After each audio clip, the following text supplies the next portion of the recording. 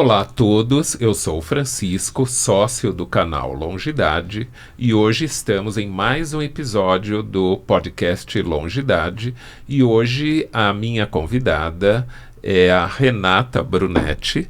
E então, Renata, gostaria que você se apresentasse, falasse um pouco sobre você, sobre sua formação, sobre a questão profissional, enfim, para a gente ter esse bate-papo aqui interessante. Bom, super obrigado pelo convite, Francisco, né? Nós que já nos conhecemos de longa data, né?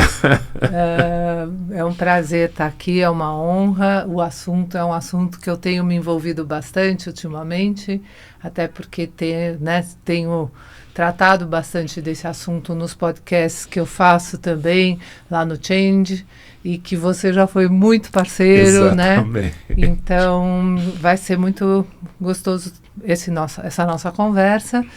E acho que estamos aqui para conversar justamente sobre a reinvenção, né, de carreira, o longevo se reinventando. Então, nesse momento, até me sinto representando o meu papel com os meus 64 anos e me reinventei também, né? E acho que ainda vou me reinventar algumas vezes enquanto estiver por aqui, que por sinal acho que isso cabe não só para o longevo, mas para todos, né? Da gente realmente se reinventando.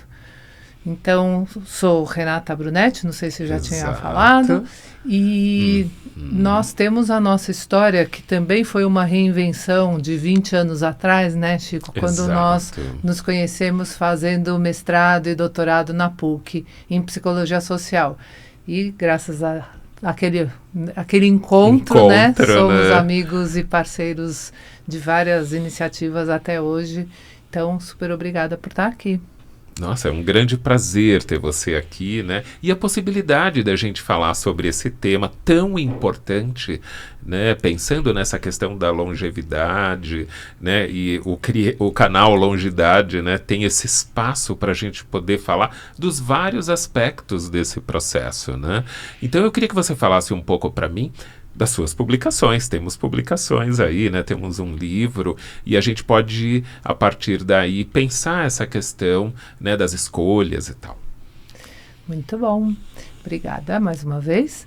Então, o livro, né, que é Repense Suas Escolhas, ele justamente ele faz parte dessa reinvenção, né? Pensar que é um livro que eu escrevi já nos meus 60 anos, né? Então, e jamais tinha imaginado na vida que eu ia escrever um livro. Eu sabia que a gente tinha, né, que ter um filho, plantar uma árvore, escrever um livro. Tava faltando escrever o livro, assim, né?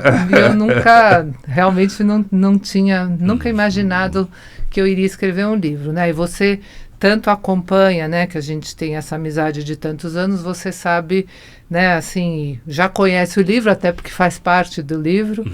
O livro mesmo é resultado de uma reinvenção que eu acabei fazendo durante a pandemia, quando eu comecei a fazer podcasts.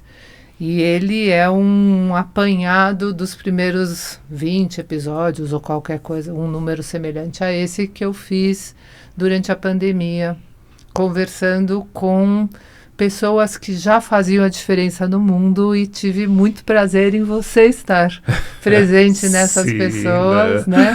E esse livro, ele trata justamente da gente entender que as nossas escolhas moldam o mundo, tanto no consumo, quanto na vida, no dia a dia, quanto no trabalho, né?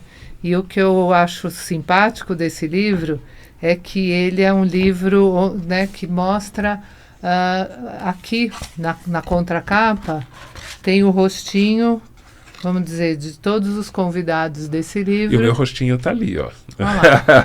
Olha lá você aqui. Exatamente. Pra variar, aí, super né? central, assim, né? Se achando, né? E é isso. E eu queria... É um livro de muitas vozes, que são as vozes de vocês que já estão fazendo a diferença, que eu quis colocar aqui para a gente aprender e se inspirar e ver, cada um de nós, o que a gente pode fazer para tornar o mundo melhor, né? Então, muito gostoso poder estar aqui falando disso com você. E essa reinvenção profissional, né, assim, e particularmente à medida que nós vamos envelhecendo, né, ou seja, retomar a vida, ou que você deu como exemplo a pandemia, né, a pandemia foi um episódio que ocorreu no mundo, né, não foi só aqui entre nós, que fez todo mundo repensar a própria história. Muita gente mudou a sua vida, né, a partir desse episódio. Você acha que isso gerou um impacto grande na população 60 a mais, no sentido de repensar aquilo que vinha fazendo, de identificar que poderia ter, né, um novo caminho para poder realizar coisas que fizessem sentido na vida dela, porque esse período fez a gente repensar isso, né? Nossa, a pandemia realmente, acho que se você não se repensou na pandemia, eu não sei quando é que vai... Que lugar, quando né? que situação desafiadora Essa, você tem que né? viver para se repensar, porque Então, eu acho que justamente os desafios que a gente tem na vida e passa, momentos dramáticos de um modo geral, acho que são os que mais nos estimulam a nos repensar, né? É muito comum quando a gente tem uma perda, né? Até às vezes de pessoas nem tão próximas, e se você vai nessa cerimônia, né, de perdas, ela te provoca a repensar, né? Porque aí você olha para a sua finitude, né? E você se repensa. E a pandemia, né, assim, infelizmente foi um momento da nossa vida, né, da nossa história, que provocou muitas perdas, né? E é nessa hora que a gente se repensa. E, assim, agora pensando pelo lado bom da pandemia, que por mais duro que tenha sido, ela trouxe mesmo... vamos dizer, a gente espera que ela tenha produzido ganhos, né? A partir de uma dor terrível, mas sim alguns ganhos.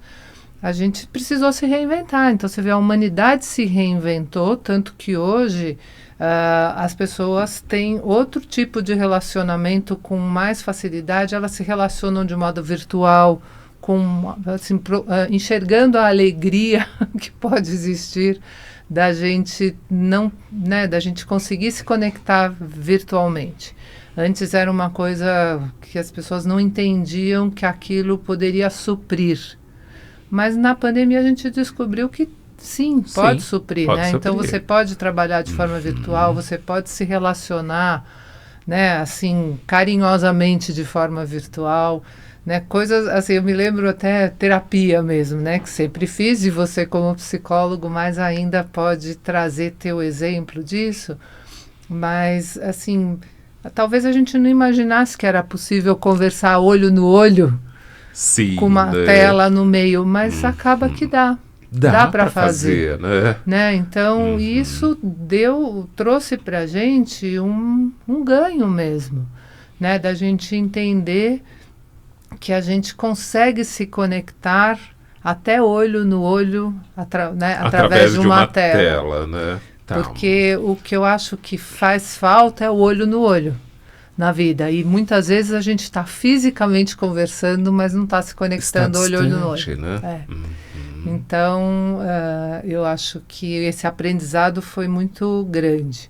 Agora tiveram muitos desafios mesmo, e o livro, voltando até para ele foi resultado desse momento. Assim, né, em plena pandemia, quando eu comecei a fazer os podcasts, que eram por Zoom, eu achei que eu ia gravar, eu estava combinando, estava planejando começar o podcast e achei que ia gravar num estúdio como estamos aqui hoje, né? E só que chegou na hora, não dava para ir para o estúdio, porque você ia de máscara. Exato, como, né? Assim, né? A gente até pensou em fazer um dos primeiros com máscara, mas a gente falou, nossa, vai perder completamente. Né? Até é estranho, sei lá, enfim. E aí a gente começou a fazer pelo Zoom. E aí eu também não sabia mexer no Zoom. Eu tinha lá meus 60 anos, mas eu não sabia usar um Zoom, nunca tinha usado. E o mais legal que foi para mim nessa questão de aprender a fazer uma conversa pelo Zoom foi eu me sentindo apavorada de fazer gravar um podcast pelo Zoom, e ao mesmo tempo assistir a minha mãe com 30 anos mais do que eu, Uau! dando aula, aprendendo a dar as aulas dela de religião no Zoom. Uau! Aí eu falei, nossa, Renata, se liga, né? Porque se sua mãe está aceitando esse desafio com 30 anos a mais... mais que você, né? Não é? Eu falo, nossa, então... E ela tem sido esse exemplo para mim, porque eu falo, com 90... Ela hoje está lá com seus 94. Se eu tô com 64, ela tá com 94. É que nós somos... Ela é de 30 e eu sou de 60.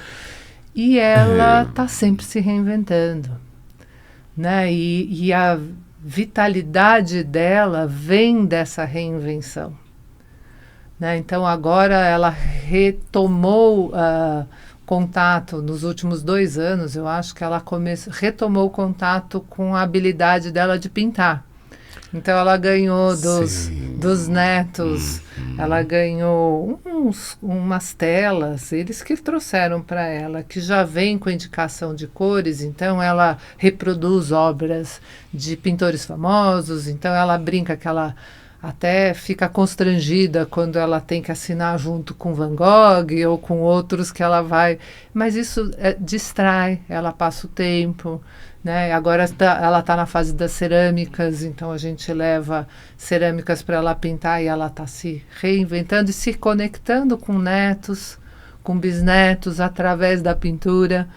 Então, assim, com 94 anos ainda ter essa vontade de se reinventar, só serve de exemplo pra gente, né? Então, se eu fico com uma certa preguiça de vez em quando, eu olho e falo, olha pra sua mãe, né? E sai para a vida, né? Não senta não acomoda. Ou seja, essa ideia, né, também interessante das pessoas que viveram mais, né? Ou seja, de que tem um passado realizado, que tem experiências, né? Essa ideia de olhar e ter como modelo, vamos chamar assim, né? Isso me parece um recado importante, né? Eu acho que a gente aprender que os idosos da nossa família, né, o quanto eles têm para trazer para a gente de novidade, a gente escutá-los, conversar com eles e aprender com eles, eu acho que isso é um presente, ter essa oportunidade de fazer essa conexão, assim, a gente não pode desperdiçar, a gente não sabe nem...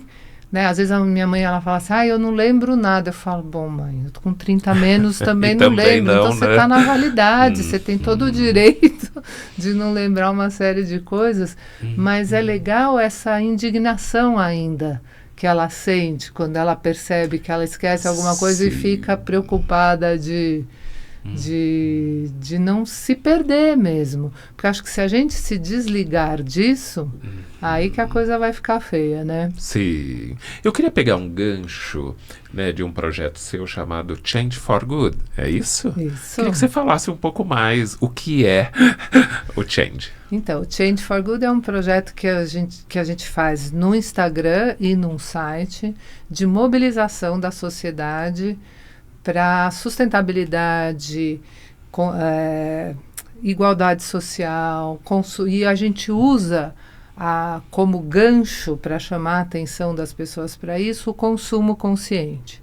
Mas ele é realmente uma porta de entrada, porque o que a gente quer é que a gente mostra através do consumo consciente que a gente pode fazer escolhas que sejam mais adequadas pensando em sustentabilidade, pensando em equilíbrio social, porque nós consumimos o dia todo, né? O tempo todo a gente está consumindo, a gente consome conteúdo, né? Quando a gente está escutando um podcast, a gente está escolhendo o que escutar, né? A gente consome produtos, alimentos, roupas, enfim, a gente está sempre produzindo, assim, a gente está sempre consumindo. E se a gente pensar o que está por trás do que a gente está escolhendo consumir, a gente percebe o valor que tem naquilo e pode escolher produtos, vamos pensar só para fazer um recorte sobre os produtos, mas produtos que foram produzidos olhando as questões ambientais do descarte desse produto, as questões ambientais da produção, né, o volume de água que passa pelo processo de produzir aquele produto, e ainda, mais ainda na minha visão, as questões sociais que passam. As pessoas que foram envolvidas na cadeia de produção de alguma coisa, elas foram respeitadas? Elas foram devidamente remuneradas, elas foram valorizadas, bem tratadas, porque a gente sabe que às vezes para baratear um produto, alguma coisa é atropelada no caminho, né? Normalmente, quando o produto é muito baratinho, a gente tem que pensar mesmo, ele é tão baratinho por quê? Será que ele vai virar um lixo absolutamente não absorvido pelo meio ambiente, né? Ou será que ele foi produzido realmente respeitando as pessoas que estavam envolvidas naquele processo? E, infelizmente, se a gente tiver a coragem de olhar, a gente vai ver que essa escolha do baratinho, ela é perigosa, né? Porque às vezes não tem milagre, né? Não tem milagre, não fecha a conta, feito né? tão longe Isso, da gente, chega nas nossas mãos por um décimo de um produto que está sendo produzido aqui ao lado, você fala, opa, pera lá, como é que esse milagre aconteceu? Então eu falo, é um pouco ter essa coragem. Aí o que a gente sempre escuta das pessoas que a gente provoca um pouquinho para refletir sobre isso, é assim, mas primeiro, não existe produtos equivalentes considerados sustentáveis, né? Não existem equivalentes aos mais baratinhos que a gente tem acesso. E outra, eles ainda são muito caros.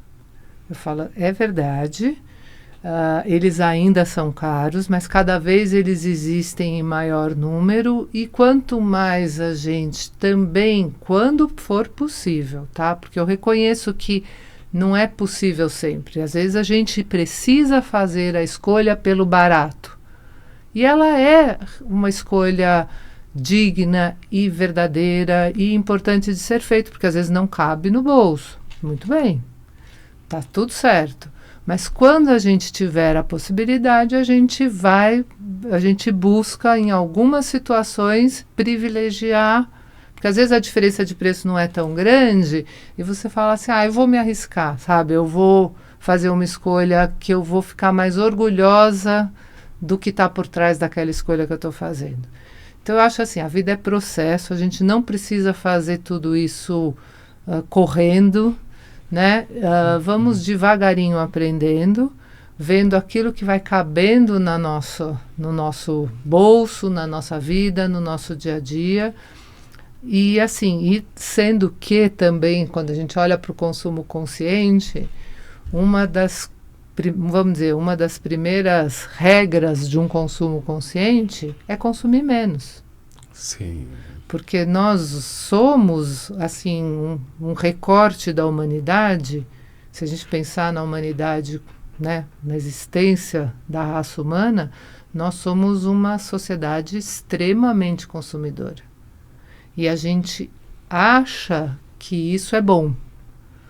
E não percebe que, na realidade, hoje, a gente consome muito mais do que a gente precisa. A gente é convidado todos os dias a consumir. Às vezes sem pensar, né? Sem pensar. Né? No automático, né? Exato. Você não está precisando, mas, às vezes, o próprio sistema que a gente vive hoje nos usa como engrenagem para ele funcionar. Essa é a verdade. Então, hoje, muitas coisas do que a gente consome, a gente não está consumindo para o nosso bem. A gente está consumindo porque a gente está sendo motivado a achar e acreditar que nós vamos ficar mais adequados, mais bonitos ou mais cabendo melhor nas fotografias, né, momento, se a gente continuar consumindo desenfreadamente.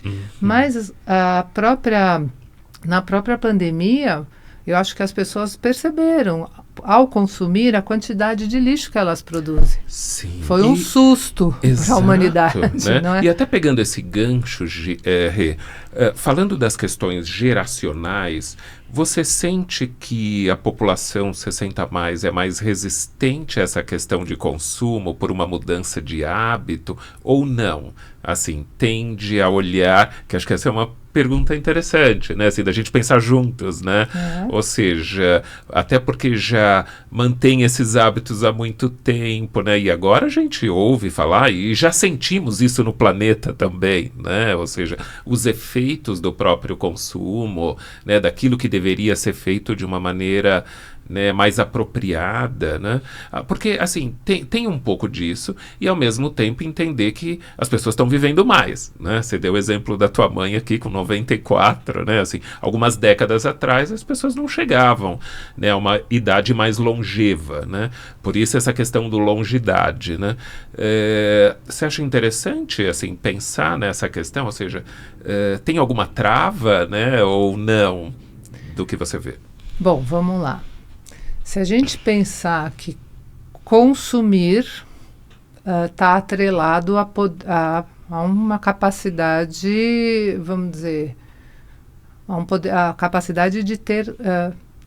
Estou falando errado aqui. Eu acho que consumir está atrelado ao poder de aquisição que você tem. Isso. Ou seja, está atrelado a uma capacidade de ter recursos suficientes para consumir. Então, pensar se o longevo consome mais que um mais jovem, pensar o quanto um longevo é um grande consumidor, eu acho que a gente tem que fazer recortes para começar essa reflexão, né? Porque a gente tem que entender que, da mesma forma, em todas as faixas etárias existem, vamos dizer, uma distribuição de renda não igualitária. Sim. Certo? Então, se pensar num longevo muito consumidor, provavelmente deve ser um longevo com maior poder aquisitivo. Com maior poder aquisitivo. E às vezes, vamos lá, se a gente pegar esse recorte do longevo com grande poder aquisitivo, às vezes o consumir para ele está atrelado a um lazer. Porque, de verdade, fazem a gente confundir um pouco, né? Consumir com lazer. Com lazer, né? Tanto é, vamos dizer, os próprios ambientes de consumo são considerados ambientes de distração. Hoje você pensa, né? Se você pensar nesses espaços que oferecem o consumo em abundância, às vezes você acha que aquilo é um lazer, sair para passear dentro de um shopping center. É igual a sair para passear num parque? Às vezes é considerado a mesma coisa. Você está consumindo ar puro, ou não tão puro, dentro de uma cidade como São Paulo, mas enfim, você está consumindo um visual, está consumindo, né, tá fazendo um exercício, enfim, e sem gastar nada num parque, versus você passear dentro de um ambiente onde você é o tempo todo provocado para consumir, para gastar seu dinheiro comprando coisas, às vezes, que você não precisa. Então, assim, é bastante delicado falar disso, né? E, ao mesmo tempo, se você parar para pensar, a maioria das pessoas, na minha visão, assim, sem nenhum estudo, não fiz nenhuma pesquisa sobre isso, mas na minha visão, assim, falando para jogar, né, para a gente avançar aqui um pouquinho nessa conversa, eu tenho a impressão que até por estar vivendo muito, a situação financeira vai ficando cada vez mais difícil. Mais restrita. Então, né? você falar em, assim, imaginar o longevo como um bom nicho de potencial consumidor, pode até ser mais cruel e mais doloroso. Porque justamente quando ele está mais velho, seguramente às vezes até produz menos, né? Ele não recebe tem a capacidade, menos, exato, ele né? não produz mais e vai continuar Uhum. gastando por muitos anos, é assustador. né? Então, Rê, pegando essas palavras, nas nossas considerações finais, eu gostaria que você pudesse dizer algumas palavras nesse sentido, né, para as pessoas que estão nos ouvindo, nos vendo também, né? Um recado nessa direção: consumo, idosos, sustentabilidade. O que a gente podia pensar assim? Posso pôr mais uma palavra Pode. nesse fechamento? Que eu Pode. acho que é essa reinvenção. A reinvenção. Tá. Né? E pensando... Então, vamos lá. Eu acho que a gente poderia imaginar que o mais interessante para se promover na longevidade é se reinventar para ganhar interesse e ter uma atividade para o dia. Né? E que eu não acho que o consumo deveria ser o foco. Mas eu acho que se reinventar, sim. Né? Quer seja achar atividades que motivem para que você sinta prazer em acordar né, e conviver com as pessoas, enfim. Mas, de toda forma, o que eu acho que é super importante é a gente olhar e aprender cada dia mais, com muita profundidade e muita seriedade, como é que nós vamos lidar enquanto sociedade com um número de longevos cada vez maior. Dado que a gente sabe que, principalmente no Brasil, a pirâmide já está invertida. Né? Então, isso eu acho que é uma coisa super importante, porque a exclusão social, se a gente não olhar para isso, ela vai piorar. Então, a gente tem que prestar bastante atenção nesse assunto, que acho que é um recorte super importante e atual. Então, assim, nesse sentido, queria te parabenizar pelo trabalho aí que vocês fazem com Longidade, que é extremamente relevante e necessário. E para todos nós. Né? Exatamente. Querida, obrigado, né, prazer, por esse como sempre. contato de novo, né? Muito obrigada Acho pela que oportunidade. Até uma próxima. Até uma próxima.